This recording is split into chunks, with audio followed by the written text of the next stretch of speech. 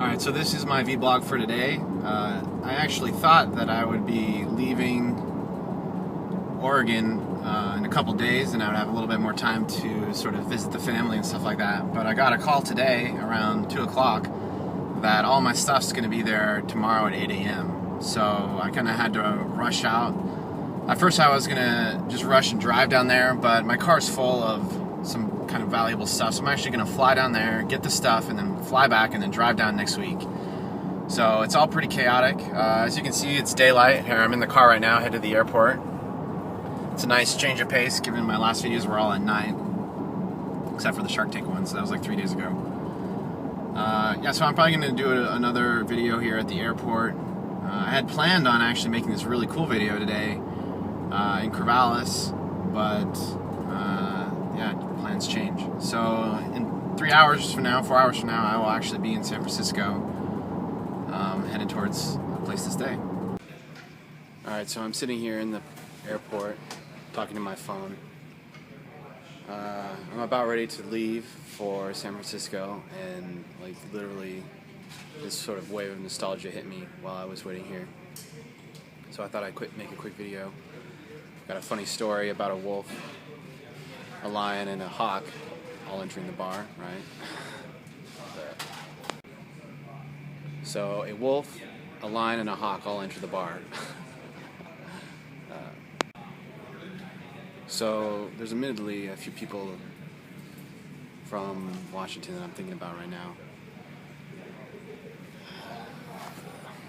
It is happening. I'm moving. The plane's going to be landing here pretty soon, and I'll be getting on it.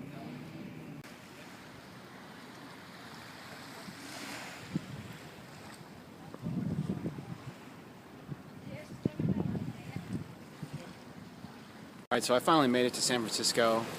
I'm here by the bay trying to find I'm under a street light, and there's a building right here. See, look, I wanted to do this shot, but you can't even see my face. So that light allows me to even film at this time. Behind me you can see the bay. Let's see here, that way would be the bridge, just for a little bit of orientation. Hopefully the shot that I had before this will kind of give you that idea. I actually wanted to kind of talk about something that I've been thinking about a lot lately.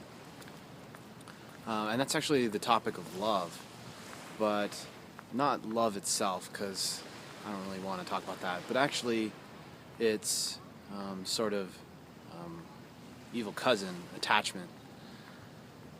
The thing about love and attachment is it's really easy when you start having those really strong feelings of affection for someone to become attached to them. But my really idea is that pure love, there's actually no attachment at all. And the reason for that is that once you create sort of these attachments for someone, let's say you really like someone and you want to spend time with them, well, even then, that attachment from the get-go, the fact that you want to spend time with them, there's people that I want to spend time with, let's just get that clear, but that's an attachment. And the moment you start trying to manifest those attachments, and those come in the forms of expectations usually, like then you're just kind of destined to start feeling suffering for your love, which I find is kind of unusual, because you sit there and you have like this most pure and amazing emotion, and immediately it gets tainted with attachment and sort of this expectations of outcome. So I mean, we all know what happens next. You start without any sort of as long as it's, maybe reciprocated a little bit, but those attachments start creating expectations, and when those expectations are met, they can be accompanied with a lot of really good emotions. So if you expect someone to call you back, let's keep it simple, like call you back, when those expectations are met, you feel good, because I don't know why you feel good exactly, you just do. But the real lynch is when you have those expectations and they're not met. And then you have this weird situation where one person, that is the lovee versus the lover, really didn't like create that expectation, or maybe they did, but let's say in this case they didn't, and the lover has all of the expectation, then for some reason you've created sorrow, you've created suffering out of nothing. The attachment never needed to be there. And so something that I've been sort of thinking about and working on for a long time, I've been working on this for a very long time, sort of the relinquishment of attachment in relationships while still maintaining a really sort of healthy, vibrant relationship with that person. And by relationship, I don't mean you sit down and change your Facebook status. By relationship, I literally mean sort of any sort of connection you have with another person. And if you listen carefully, you can have an attachment with even the stranger that you never see again. Maybe they sit there and they do something that you appreciate, and that's a relationship. Or maybe they do something for you and you can appreciate that.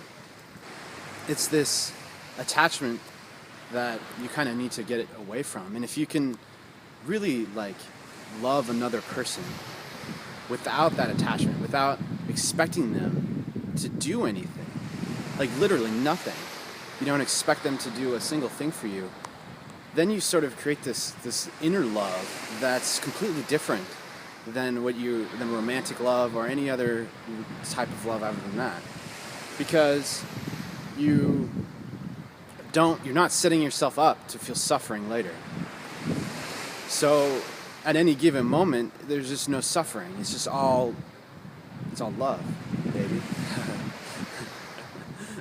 No, I'm just making myself laugh because I'm starting to feel good just talking about this stuff. It's kind of what happens. And so that's, if you can sort of find that, where love is just an outflowing and you never expect anything in return, not only do you start living a life with less suffering because you no longer have these expectations that are met or not met, but you also start kind of cultivating it in yourself. You understand? Because it's like a source, right? Like a fire in your heart, and it's just coming out. Hopefully that throughout this video you could hear the sounds of the water splashing on the shore, because that would make for a cool video, but I don't know if the audio is picking that up. So I'm gonna go get a bite to eat. I'm really hungry. I haven't eaten since noon, and it is now like 7:30, I think, or maybe almost 8. I was hoping to get to this location before the sun went down. Didn't happen. I did catch some video of the sun coming down in my taxi ride. I might include that right here before I leave. A little cat and a little doggy right here. Thought maybe someone. I think I said a cat and a little dog. I meant a kid and a little dog.